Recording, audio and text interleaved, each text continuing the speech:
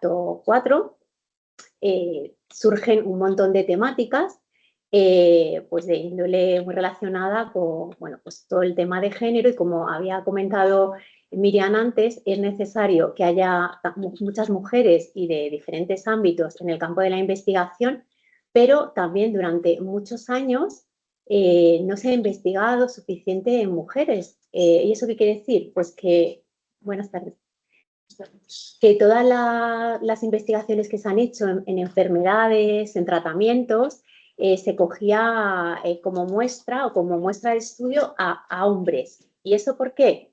Pues porque consideraban que todo el tema hormonal, todos los factores hormonales, distorsionaban los resultados de esas investigaciones. Si eso es así, los resultados que se obtienen de esas investigaciones están sesgados, no son correctos. ¿Por qué? ¿Pensáis que puede ser real? ¿Que ocurre, por ejemplo, un comportamiento de una enfermedad, si se estudia solo en hombres, es lo que ocurre realmente? ¿O tenemos ahí una carencia de ver cómo responde o cómo sucede en la mujer? Diferente. Es diferente. No solamente es diferente en la presentación de la enfermedad, sino también en la respuesta al tratamiento. Porque esos factores hormonales, aunque a veces pueden cambiar los resultados, es necesario conocerlos, ¿vale? Pues durante un montón de años eso nunca no se ha hecho. O sea, directamente no querían mujeres, estudiaban enfermedades en hombres. Por eso, en el tema cardiovascular, pues se sabía cómo se respondía o cómo se presentaba en un hombre un infarto y en una mujer no, ¿no? Bueno, pues la temática que vamos a abordar hoy es en relación a la medicalización de la vida de la mujer. También nos podemos centrar, pero no nos queda tiempo, o sea, hoy vamos a enfocarnos solamente en lo que es la mujer, en la medicalización de la vida del hombre, que también lo hay. O sea, ¿a qué os suena medicalización? ¿Qué pensáis que es medicalización? ¿Es lo mismo medicalización que medicar? ¿Qué es medicar? Medicamento. Aplicar un tratamiento, ¿no? Según la RAE, administrar o prescribir medicinas. Hasta ahí todos de acuerdo, es lo que tradicionalmente y lo que se hace, ¿no? Cuando vamos a una consulta médica, ¿no? O sea, por una enfermedad recibimos un tratamiento. Ahora bien, ¿medicalizar pensáis que es lo mismo? ¿No? ¿A qué suena medicalizar? Es como a largo plazo, eso está muy relacionado con proceso, ¿vale? No es solo un acto, sino un proceso, ¿no? Una evolución. Medicalizar o la medicalización, que vamos a hablar de la medicalización de la vida de las mujeres, pero vamos a definir primero qué es medicalización. Pues es un proceso mediante el cual diferentes aspectos o condiciones naturales de la vida, en este caso de la vida de la mujer, se reinterpreta como un problema médico, y si reinterpretamos ese proceso natural como un problema médico, ¿qué ocurre? Pues, perdón, es falso. Y además, ¿qué puede suceder? Que si una condición natural la asociamos a un problema médico, ¿qué puede ocurrir? Que apliquemos... Que se medicalice y entonces... Que se aplique un tratamiento, que se medique, que se aplique un tratamiento o una intervención médica, ¿no? O sea, si una condición natural la asociamos a eso, pues ocurre ese riesgo, ¿vale? Y eso sería un poco la definición. La medicalización de procesos naturales, de condiciones naturales que están presentes por el propio proceso de vida de una mujer, ¿no? Bien, para medicalizar, por tanto, hace falta la condición natural y asociarlo a un problema de salud, ¿vale? No tiene que ser una enfermedad en sí, un problema de salud. Vamos a seguir avanzando un poquito en este concepto. Ponemos una etiqueta a ese proceso natural y implica pues, la aplicación o corremos el riesgo de aplicar un tratamiento médico o farmacológico, ¿vale? Bien, un ejemplo, la medicalización del parto. ¿Qué ocurrirá aquí? El parto es un proceso natural, una condición natural por la que pasa una mujer cuando va a tener el bebé. Si esa condición natural o ese proceso que puede ocurrir de forma natural lo medicalizo, ¿Qué es lo que podría estar aplicando a lo mejor de una manera innecesaria? ¿Qué se os ocurre? Hay poner cesárea. Cesárea. Y las cesáreas es una intervención muy necesaria y muy indicada en muchas situaciones donde hay un problema sanitario, donde hay un riesgo o para la madre o para el bebé, y es una intervención totalmente recomendada, totalmente necesaria, pero ¿qué ha sucedido o qué dicen ciertos estudios a lo largo del tiempo? Que a veces se hacen más cesáreas de las necesarias, a lo mejor, ¿no? En ciertos momentos. O también, otro ejemplo es la inducción al parto. La inducción al parto, ¿qué es la inducción al parto? ¿Alguien lo sabe? Acelerarlo. Acelerarlo, ¿no? Se pone un tratamiento para acelerarlo. ¿Siempre es necesario? No, hace años se hacía. No se hacía nada. En los libros vemos, si los leéis, pues situaciones en las que, bueno, en ese contexto, en un país en vía de desarrollo donde ocurre, bueno, acontece toda la trama, precisamente va una investigadora, varias investigadoras a hacer un estudio, ¿no? y intentar promover lo que es la educación sexual y reproductiva, porque allí, evidentemente, o sea, no había ningún tratamiento. No hay medicalización, no hay cesáreas, pero es que en muchos casos donde sí que es necesario aplicar una cesárea, tampoco está la posibilidad. Por lo tanto, fallecen muchas mujeres. De ahí hablaba también de la importancia de las matronas, ¿no? La labor tan importante que hay, ¿no? Bueno, pues aquí vemos un ejemplo de lo que es la medicalización. Entonces medicalizar procesos naturales no es lo mismo que tratar enfermedades. ¿Veis la diferencia? Se entiende, ¿no? Pues eso es la medicalización. ¿Y qué pasa con la tecnología? ¿Cómo influye la tecnología en la detección de enfermedades? Positivamente. Positivamente, gracias a todos los avances. Bueno, pues en los países en vías de desarrollo, donde, pues, perdón, en los países desarrollados donde hay una evolución, una investigación, pues se avanza tecnológicamente y eso facilita que se detecten enfermedades y que, bueno, pues se investiguen tratamientos sin ver cómo responden, ¿no? O sea, luego es un beneficio porque enfermedades que no habían sido detectadas hasta el día de hoy, pues gracias a la tecnología podemos detectar, ¿de acuerdo? Pero todos los tratamientos están justificados, todos los tratamientos médicos, todos están justificados en un contexto de la medicalización. Hay que ver la situación concreta, hay que ver, importantísimo, todo lo que es el criterio médico. O sea, pues cuando uno tiene un problemilla, va al médico y nos dejamos guiar por esos profesionales, ¿no? El médico, el enfermero, el profesional sanitario. Luego, no hay que automedicarse. Cuando ponemos etiquetas, nos ponemos etiquetas de posibles problemillas, ¿no? O sea, siempre todo esto tiene que estar cotejado por un sanitario, ¿de acuerdo?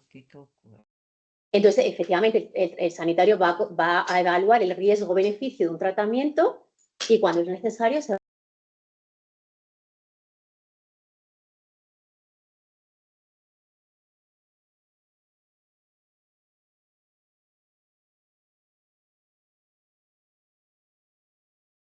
Sandra, perdona, creo que te has silenciado.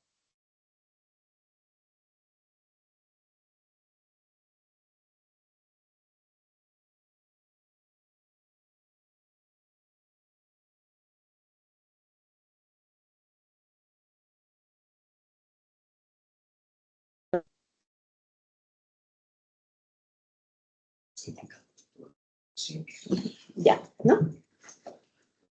Bueno, pues ya se oye, ¿no? Vale, perdona. Pues siempre va a ser el sanitario, ¿no? El que va a diagnosticar y va a aplicar el tratamiento, ¿de acuerdo? Bueno, pues no cabe duda que los avances tecnológicos nos han permitido detectar enfermedades y detectar, bueno, problemas evidentes y necesarios de salud. Pero en la medicalización, cuando se trata una intervención médica o con una un tratamiento farmacológico, un proceso natural, implica unos riesgos y puede suceder una serie de complicaciones. Puede generar un uso excesivo de medicamentos y tratamientos innecesarios. También puede favorecer el beneficio económico de la industria farmacéutica, es uno de los riesgos, ¿no?, que puede ocurrir. Y puede reducir la autonomía de las personas al hacerlas depender, pues, del sistema médico para cuestiones naturales que a lo mejor no requieren un tratamiento farmacológico, sino un cambio en un estilo de vida, un cambio en una rutina, ¿vale? Un incremento, por ejemplo, de la realización de terapias de relajación o ejercicio físico o tratamientos que no requieren ese abordaje medicamentos. La medicalización de la vida de la mujer, vamos a hablar de ciertos ejemplos que vamos a reconocer todos y que, bueno, pues que hemos visto en algún momento. Comenzamos con la menstruación. ¿Qué es la menstruación? La menstruación es un proceso biológico natural que tenemos todas las mujeres, pero que en ocasiones, en el contexto de la medicalización, bueno, pues ha sido objeto, pues, de tratamiento o de aplicación de ciertos productos que lo que buscaban a lo mejor era suprimirla o controlarla. Controlarla en un contexto de dolor, en un contexto de problema de salud, está, bueno, pues totalmente recomendada e indicada. Pero a veces hay ciertos estudios que dicen que el intentar controlar, suprimirla, pues bueno, pues también puede tener unos efectos secundarios, ¿no? Entonces, pues bueno, a veces uno de las consecuencias de la medicalización, pues es eso, que esta condición natural, bueno, pues está como asociada a tratarla médicamente cuando a veces pues no es necesario, ¿vale? Simplemente, pues ahora veremos con el síndrome premenstrual que a lo mejor con terapias de relajación pues puede ayudar un poco a ese dolor, y cuando eso no es suficiente, efectivamente aplicamos un tratamiento, que para eso están. Lo valora el médico, lo valora el profesional y valora el riesgo-beneficio de esa aplicación, ¿vale? Pero es un proceso natural, biológico natural, que ahí está, ¿de acuerdo? ¿Y la menopausia? ¿Qué pasa? La menopausia es una etapa en la vida de la mujer, una etapa natural, un proceso, una condición natural. ¿Y qué es lo que ha pasado durante mucho tiempo? ¿A qué está asociado la menopausia? La menopausia es una caída, un descenso, bueno, pues a nivel hormonal, de estrógenos, progesterona. Entonces, ¿qué se hacía o qué se ha hecho tradicionalmente o durante un tiempo hasta que a lo mejor han cambiado la tendencia? ¿Qué se les hacía a las mujeres que estaban en esta edad médicamente? ¿Perdón?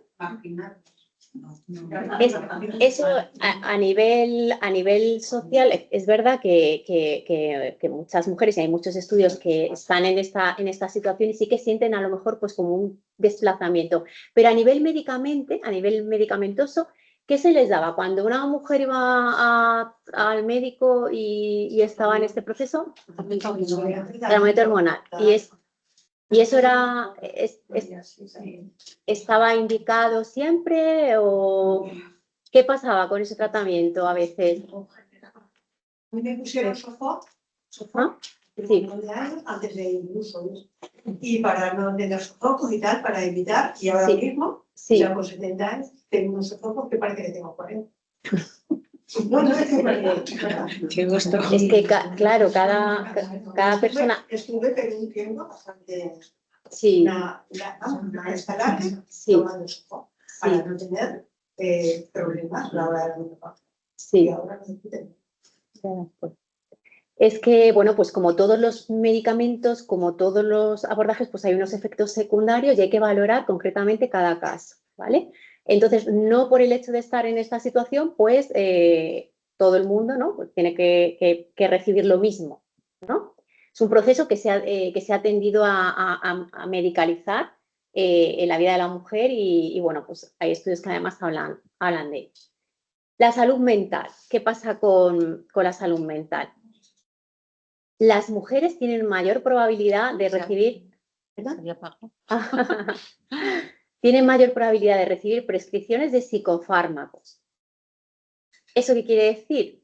Pues que ante una misma situación, circunstancia, va un hombre y una mujer a recibir tratamiento, es más probable que la mujer salga de la consulta con un psicofármaco. Esto no está estudiado, está publicado, hay mucho al respecto y muchas veces relacionado con esa carencia de investigación, ¿no? que hay en las mujeres.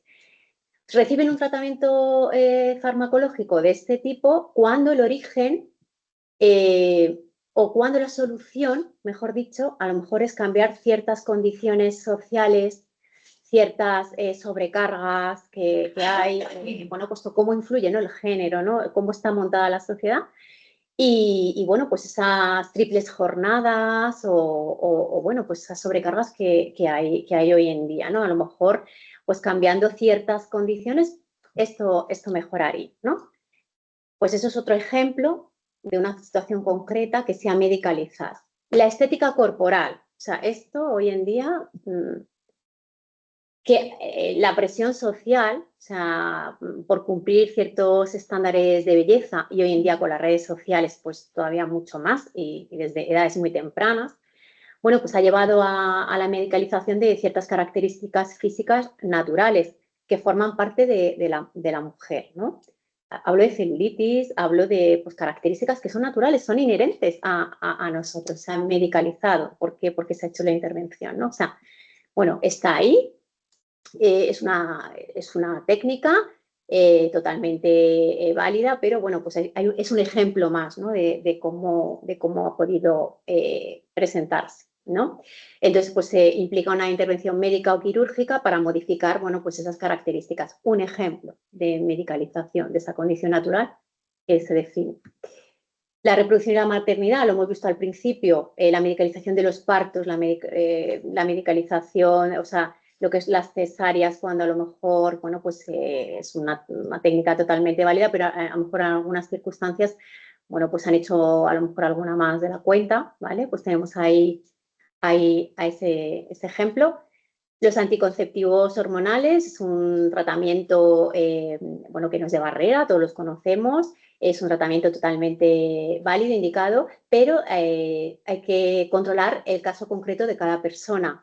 A partir de cierta edad tiene sus efectos secundarios, incluso depende del antecedente personal de cada persona. Si hay problemas de coagulación, pues también tiene unos efectos secundarios. O sea, hay que valorar al paciente concreto, ¿de acuerdo?, para administrarlos y reducir los efectos secundarios cuando haya un riesgo, ¿de acuerdo? Otro ejemplo de medicalización. El síndrome premenstrual muchas veces está asociado a un diagnóstico psiquiátrico y se le da un tratamiento farmacológico cuando en ciertas ocasiones se puede manejar cambiando estilos de vida, enseñando formas de abordar esa situación concreta con terapias, intentando, pues eso, inculcarlo del tema del ejercicio. En la menopausia también. El ejercicio es súper importante y además los últimos estudios indican que no solamente tratamiento aeróbico de resistencia, sino de fuerza. Todo lo que es la fuerza ayuda muchísimo a todo el sistema osteomuscular y a prevenir la osteoporosis. También está muy recomendado, ¿vale? Y es una técnica alternativa a tratamientos farmacológicos. En cuanto a otro ejemplo, sexualidad y deseo femenino, se habla últimamente del Viagra femenino, pues para sustituir pues cuando hay una falta de líbido, ¿no?, o libido, y bueno, pues tiene sus efectos secundarios también, ¿vale? O sea, efectos secundarios pues que hay que estudiar y que tener muy en cuenta, ¿vale? Indicado en las situaciones concretas que está para supervisarlo a nivel sanitario.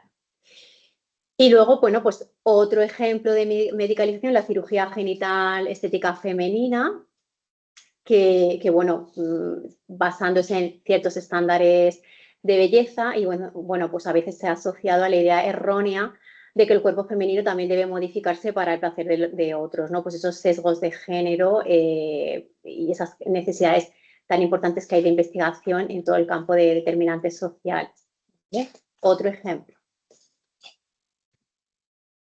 Otro ejemplo que también, el envejecimiento y la presión estética, ¿vale? Tratamientos estéticos basados pues, bueno, en hormonas, cirugía, botox, que bueno, perfectamente indicados para, pues eso, pues cuando no hay efectos secundarios a ningún tratamiento.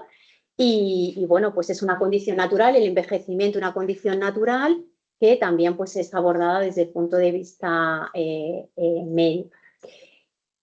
Y bueno, tradicionalmente pues se ha vivido como el envejecimiento que forma parte de una forma más natural en los hombres y en las mujeres como que se tiende también, ¿no?, a pues, aplicar tratamientos que a lo mejor en los hombres pues, no los tenemos tan presentes.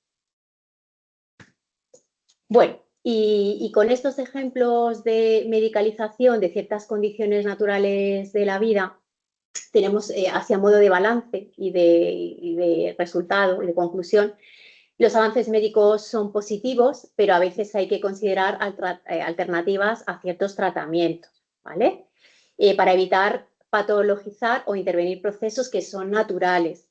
Insisto, que no hablamos de enfermedades, que para eso siempre pues, está el tratamiento. O cuando uno elige libremente someterse a un tratamiento, es importante tener toda la información, ¿vale? Incluso en procesos de medicalización, de qué efectos secundarios puede tener esa aplicación, ¿de acuerdo? Porque a veces existen efectos secundarios y muchas veces tampoco los conoce 100% el paciente, ¿no? Entonces hay que conocer, hay que tener la información. Y el reto está en encontrar un equilibrio entre la atención médica necesaria y la autonomía sobre el propio cuerpo, ¿vale? Por medio de este conocimiento, por medio de estas investigaciones y de esta libertad, ¿no? Bueno, y sin más así en el tiempo que tenemos, que era poquito para hablar sobre unos ejemplos, no sé si tenéis alguna pregunta, ¿qué opináis al respecto? ¿Conocíais la temática?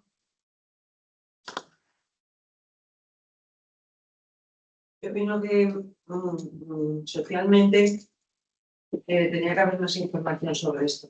Porque usted ha hablado, sobre todo me he fijado, porque sí. compete, claro, con el tema del físico. Sí. El tema del físico, hasta ahora la medicina no lo ha tratado, bajo mi punto de vista, en una situación que a mí me hiciera un favor. No me refiero a mí, o sea, estoy hablando, sí. Pero a nivel general somos muchas mujeres las que estamos gruesas. Y la medicina no nos ha tratado como yo creo que deberíamos. Hay unas sutilezas dentro de las conversaciones médicas, sí, que se podrían haber puesto y no se han puesto. Sí. Y claro, ¿qué pasa? Que socialmente, pues luego tienes las televisiones, todos los medios de comunicación, date esta crema, ponte lo otro, haz ejercicio, viste así, la presión social, haz dieta, ponte lo otro, come esto, pero como te decía, bueno. Claro, porque tú haces cosas, ¿no? Pero es que no. Y yo creo que ahí ha habido un choque, que no se ha centrado en lo que en realidad cada mujer tenemos en ese aspecto, en el nivel físico. A personalizar concretamente. Sí. Y en el tema de los partos también, digo lo mismo. Sí. Las mujeres hemos parido con dolor, pero también la Iglesia ha metido mucha caña en eso. Hay que parir con dolor. ¿Y por qué tengo que parir con dolor? Si puedo no parir con dolor. Yo me parece muy bien ahora las mujeres que van a ser madres, pues que usen la epidural, que se hagan una cesárea, etcétera, etcétera. Efectivamente. Porque las que antiguamente paríamos lo pasábamos fatal. Claro. Yo, por ejemplo, 18 horas de parto. Claro, y esas 18 horas es dolor, dolor, dolor, sí, dolor. ¿Y por qué? Efectivamente. Entonces, también eso, no sé si la medicina y la sociedad, pero la medicina y la Iglesia ahí ha tenido... Es que son como, o sea, opiniones distintas en ese caso. Afortunadamente, la epidural hoy en día ha evitado el dolor a muchísimas personas. En esos partos de 18 horas hay que inducir, o sea, ayudar con la oxitocina, hay que inducir, ¿no? O sea, es un beneficio de ese avance tecnológico y que está ahí para esas situaciones. La cosa es, ¿hay que hacer a todo el mundo cesárea? pues por el parto duele, o sea, el parto, que nos lo digan, duele, incluso la epidural, hasta que te ponen la epidural, pues duele. La cesárea, pues a lo mejor ese dolor de trabajo de parto no tienes, pero ahí está o sea, lo importante de esa valoración médica y saber que está ese tratamiento y que están estas posibilidades, efectivamente hay que aplicarlas cuando el riesgo-beneficio lo dice y con la información y con la información para el paciente. Entonces, hay un camino muy largo que recorrer, Sí. porque socialmente hay muchas posiciones y siempre hay que velar por la salud y la seguridad del paciente en todo. Y bueno, pues tenemos muchas posibilidades tecnológicas de evolución y tal, pero estamos empezando, es verdad que estamos empezando. Y hay tanta información que hay que hacer un Tetris entre la presión social, entre las redes sociales. Es una situación complicada. Muy bien a gente más sí. La gente joven no viene. Y aquí solamente están conectados. Hay muchos que están conectados.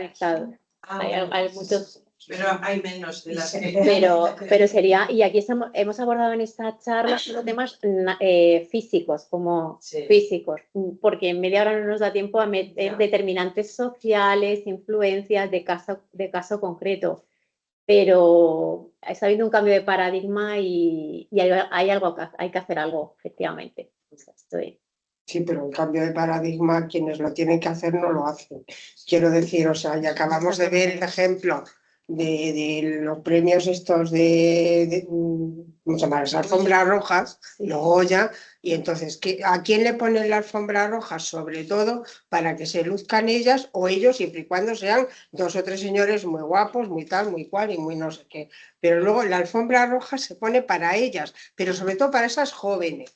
O aparentemente jóvenes, porque claro, si tienes 50 años, tienes que aparentar, creo que son 30 o algo así. O sea, lo que voy es que es una cuestión social y ahí quien tiene que es, porque es que lo vemos en la publicidad, en las alfombras rojas, en todo. O sea, es que la sociedad está montada de tal manera que si no eres joven y guapa, o sea, ya estás fuera de... Entonces, claro, dices, la salud, es que eso es salud mental, salud física y salud de todo. Es que va todo unido.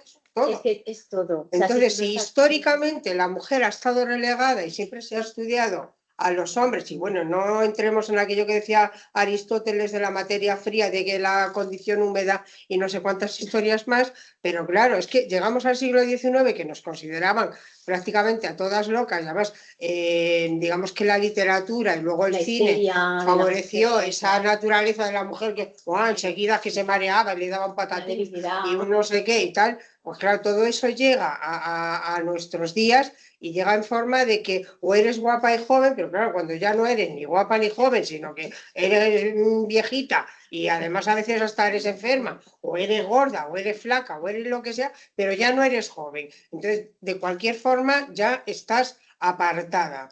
Es lo que comentaba la compañera, que a veces ¿Dónde quepo? Es muy complicado. Es que claro, no quepo ni siquiera en la ropa.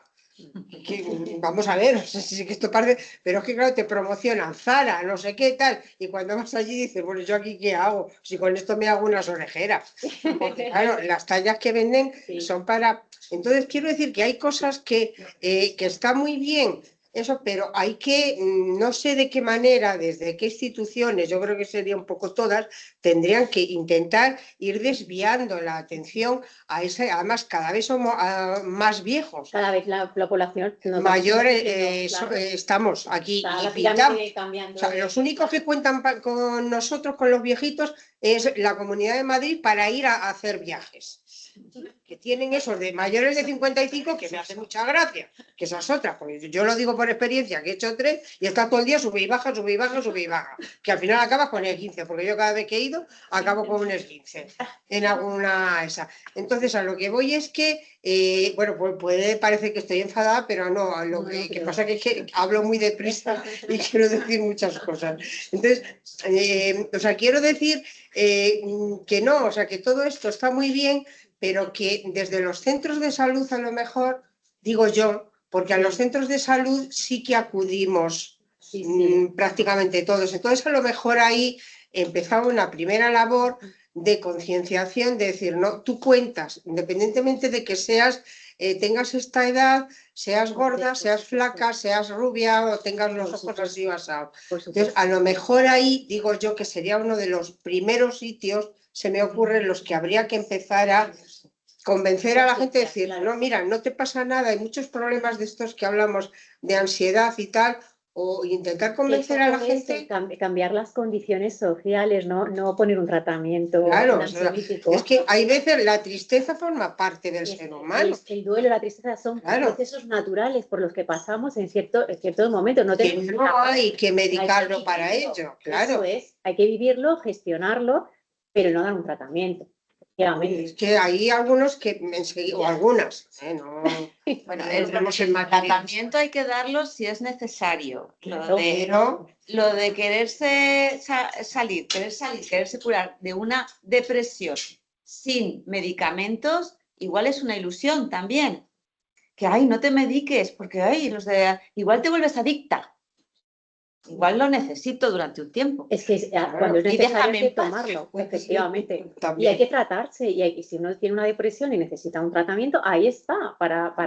Pero ha recibido un diagnóstico por un médico y tiene una depresión de verdad. Entonces hay que tratarlo. O ansiedad. Claro que sí, hay que tratarlo. Sí, pero supongo que hay una diferencia entre la tristeza. Hay que diagnosticarlo bien. Claro, estar triste 3 días. Yo no he sufrido nunca una depresión, pero sí sé lo que puede ser la tristeza, porque todos a lo largo de nuestra vida hemos tenido momentos o ratos o lo que sea tristes, y entendemos que forman parte de... Depresión y ansiedad son enfermedades que hay que tratar, y hay que tratarlas efectivamente pues, con su tratamiento específico farmacológico. Pero para eso también deberíamos contar con más profesionales, más tiempo, porque una tristeza te la ve. Para diagnosticar, escuchar. Pero como no tienen tiempo de escuchar, por eso salimos tan fácilmente con psicofármacos, porque no pueden más. Entonces, el problema está ahí abajo. Efectivamente. Ahí. Sí, hay que cambiar todo. Entonces, bueno, pues con la investigación que se va haciendo, pues nos vamos dando cuenta que hay carencias, necesidades. Lo primero es detectar el problema social para luego intentar enfocarlo, pero a modo de reflexión, pues eso, ¿qué es la medicalización? ¿Todo requiere un tratamiento farmacológico? No. No. A veces la literatura también. Uy, esto es buenísimo. De todas formas, las mujeres, yo creo que deberíamos cambiar un poco el chip.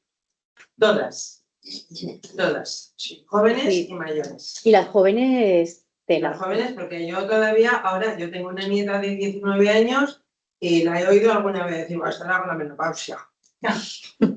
Sí, yo tengo 72 y le digo, hija, por favor, pero si eso antes, la verdad, pues sí, es que cuando llega la menopausia, abuela, me han dicho, pero... Sí, está la estigmatización, el estigma que se da a... como que ya... un poquito el chip, y ya no solamente también lo que decía aquí la compañera de instituciones y tal, cambiar un poquito a nosotros. Socialmente, cómo abordamos, pero claro. O algo que te saca... un comentario despectivo. Ahora suena mucho lo del edadismo. Sí, ahora está súper bien. Pero claro, cada uno esa palabra la coge a su modo, a su idea. Entonces eres tú la que tienes que decir, Y claro, cuando dices voy a hacer otra cosa que no sea de mi edad, las mismas de tu edad te dicen, uy, ¿pero vas a hacer eso? Uy, por favor, ¿con qué que tienes? Quiero decir que socialmente deberíamos de cambiar. Hay que ser más flexible, más abierto, no ponernos límites cuando podemos con todo, y por qué no hacer las cosas si tenemos las posibilidades y tirar para adelante. Pero es un cambio desde la educación, desde los niños pequeños, desde casa. Claro. Y si eso lo van recibiendo... Y es que la mujer siempre hemos cargado con eso, porque hemos sido la que hemos educado y seguimos, y nos han educado, claro. Y hemos educado y hemos trabajado y no nos ha trabajado nadie, no nos ha ayudado nunca. Total. Que sepáis que esta sesión que está enfocada a la mujer y la niña en la ciencia es especialmente importante por la influencia que tenéis vosotras, porque yo al venir aquí ya sé el perfil del público, el que está conectado probablemente hay mucho alumnado de la universidad, pero aquí ya sabía pues, que sois personas de otra generación, pero tenéis una influencia fundamental en las niñas. En las nietas, casi más que en las hijas ahora mismo. Escucha más a los abuelos. Es decirles todas estas cosas. No penséis que porque tengan 3, 4, 5 años no lo van a entender. Decirles, cuando seas mayor, cuando tengas mi edad, vas a poder hacer un montón de cosas. Cuando tengas mi edad, vas a seguir sintiendo pasiones. Pasión por viajar, pasión por leer, pasión por conocer gente. Que parece que cuando somos mayores no se les puede decir eso a los niños, porque ¿qué les interesará? Pues les interesa mucho porque ellos ojalá lleguen a la misma edad. Entonces, aquí yo cuando en la universidad me ha escrito que por qué doy una charla aquí, yo ya les he dicho, por el papel fundamental que tienen de referente las madres y las abuelas. Es que las explicaciones de las abuelas yo lo veo como más relajadas. Sí, sin la responsabilidad de... Sí, porque claro, tienes una historia, una vida, tienes una veteranía, y la veo como más relajada, más... Se relativiza todo, se ve desde perspectiva. Efectivamente. No, lo ves desde la experiencia y desde el concepto. Y de hecho hay muchas nietas, que lo que estaba hablando aquí que hay muchas nietas que los problemas los hablan más con las abuelas que con las madres. Lo habrá oído usted cuando... Hombre, es que es evidente, porque una abuela pues no tiene esa responsabilidad de castigar, entonces es más, bueno, pues... No, la madre está más alterada, está más a lo suyo, tiene que comprar... Bueno, y cada una tiene su papel. Lo mismo que... Con la misma serenidad, con la misma paciencia, eso es importante. Bueno, pues muchas gracias, de verdad que es un gusto venir aquí y bueno, pues ver tanta participación y cómo habéis participado. Y bueno, pues ya pasamos al siguiente bloque, que pasamos a Elena, ¿no? Dejo de coger.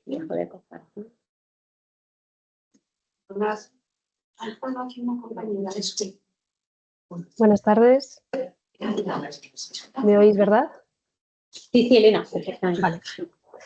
Nada, bueno, pues ya como me ha presentado Miriam, pues nada, sí, soy Elena. He estado, bueno, aparte soy licenciada en Ciencias Ambientales por la Rey Juan Carlos y coordinadora de este eje de Medio Ambiente y Salud.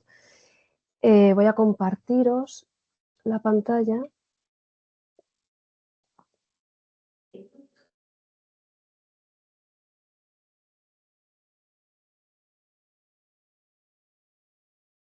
¿Se ve, verdad?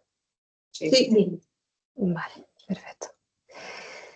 Bueno, pues quería comenzar este bloque lanzándoos la siguiente pregunta y es...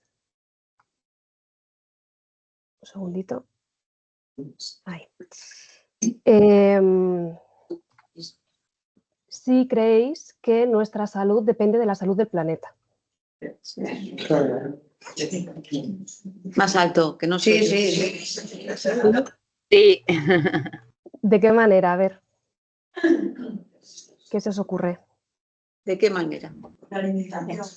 Dejo aquí algunas imágenes por si sirven de inspiración. El cambio climático. Hábitos de vida. Vale. Consumo. Muy bien. Sobreproducción. Bueno, sí. Genial. Bueno, vais... sois alumnas aventajadas ya. Bueno, simplemente, nada, comentaros que efectivamente, bueno, ya sabéis que el medio ambiente nos proporciona los recursos que son esenciales para la vida, como son el aire, el agua o los alimentos. Sin embargo, la sobreexplotación de estos recursos naturales hace que los ecosistemas se deterioren, se reduce la biodiversidad y la capacidad del propio planeta para regenerarse, digamos. Además, las emisiones de gases, de partículas a la atmósfera, pues contaminan el aire, los vertidos de muy diversa naturaleza contaminan los ríos y océanos. También está el problema de la deforestación y del uso excesivo de fertilizantes, de plaguicidas, que degradan la tierra y además bueno, reducen su fertilidad y afectan a lo que sería la seguridad alimentaria.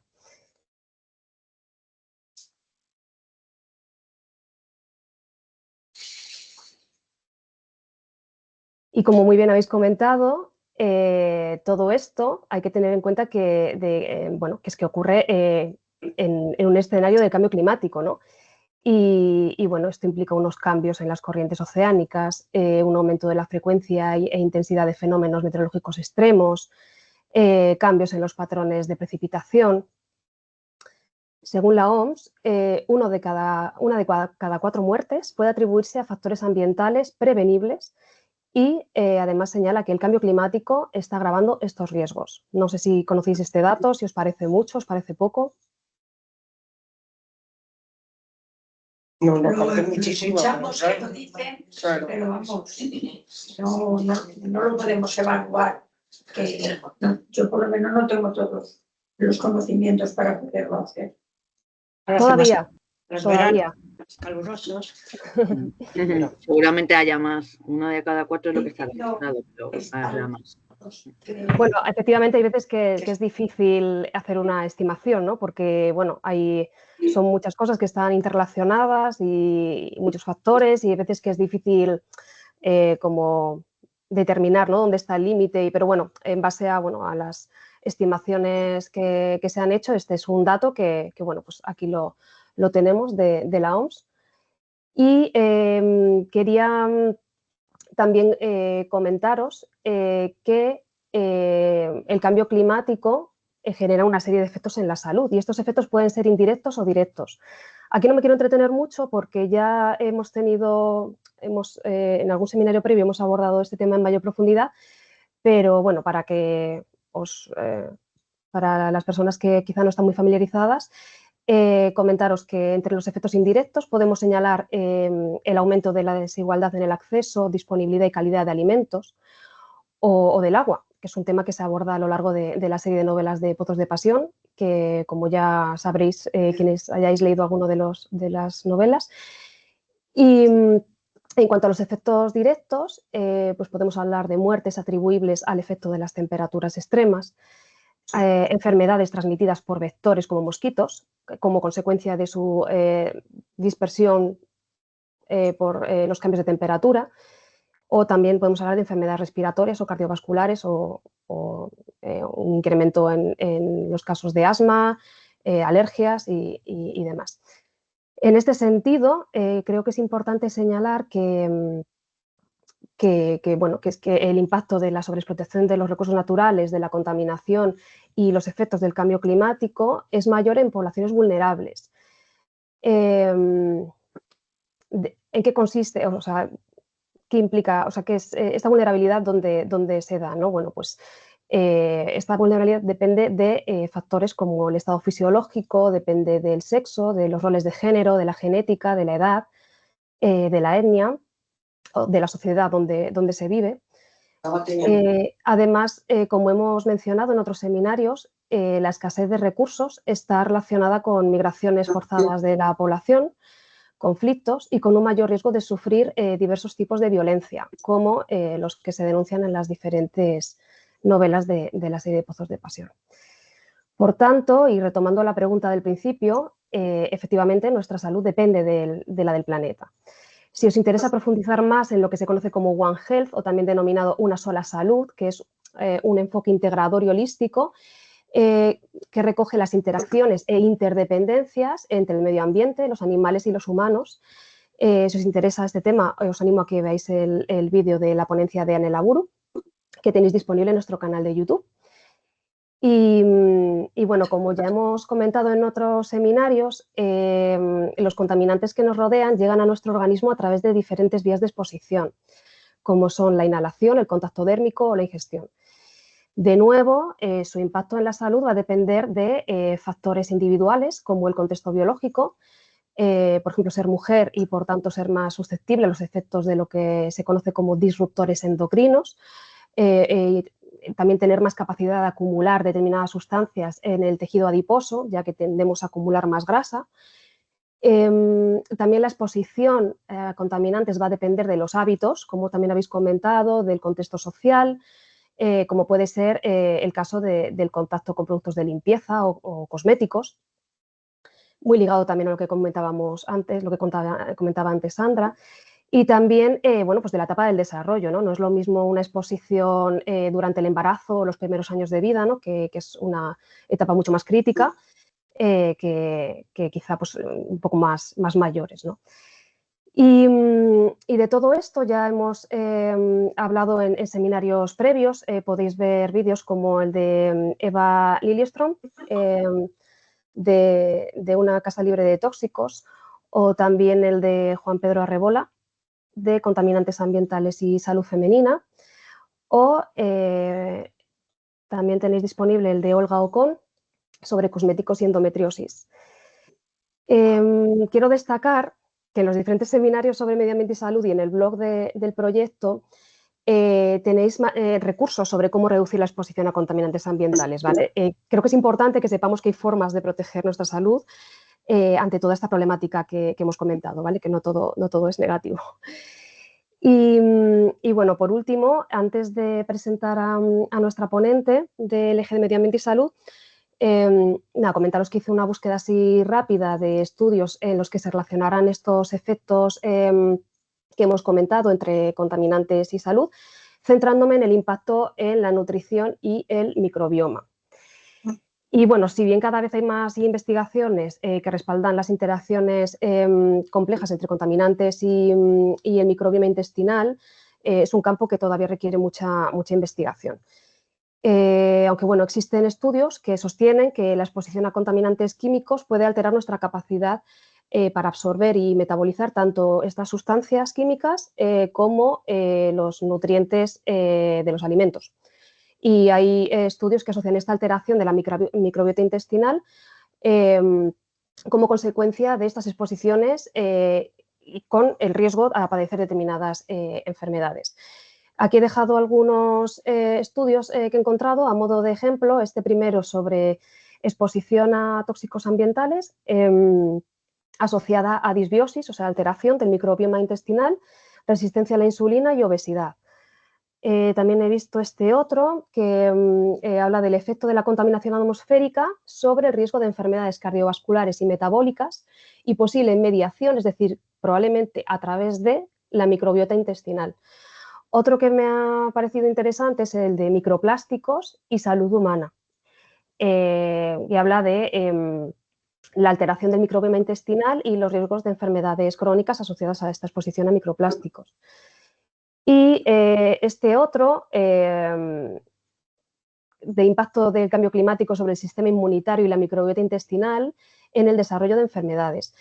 En este estudio señalan que los cambios relacionados con el clima en la composición del suelo y la calidad de cultivos pueden alterar la composición de la microbiota intestinal, pudiendo contribuir también al desarrollo de determinadas enfermedades. Bueno, yo sé que esto, según quien lo escuche, le puede parecer un poco de ciencia ficción, ¿no? Porque puede decir, bueno, ¿cómo han hecho este estudio para, pues bueno, de algo tan macro como es el cambio climático, ver qué efecto puede tener algo tan micro, ¿no? Que es las bacterias de la microbiota intestinal. Y bueno, evidentemente este tipo de estudios tienen asociada mucha incertidumbre, es muy difícil encontrar causalidad, por supuesto, demostrar esa asociación, ¿no? Esa asociación, no, la relación, esa causalidad, digamos, ¿no? El que algo cause otra cosa. Pero bueno, a mí personalmente no me parece muy descabellado, ¿no? Si imaginamos esos pues, alimentos cultivados en suelos pobres de nutrientes, esos suelos agotados, que además están contaminados con plaguicidas o con metales pesados. Bueno, pues todo eso que incorporamos a través de la dieta, nuestro cuerpo tiene que lidiar con eso, ¿no? Y y el aparato digestivo tiene que, de alguna manera, deshacerse de ello o inmovilizarlo o ver de qué manera. Y bueno, pues todo esto es algo que yo creo que es muy interesante y que también deberíamos saber y estudiar mucho más y tener en cuenta también a la hora de, pues de consumir según qué alimentos. Y bueno, como yo de este tema no soy experta ni mucho menos, le voy a dar paso a Patricia Camo, que es médica especialista en aparato digestivo en el Hospital General de la Defensa de Zaragoza. Muchas gracias, Patricia, por el vídeo y también por tu presencia virtual. Si os parece bien, pongo el vídeo y después vemos las posibles dudas o comentarios que puedan surgir.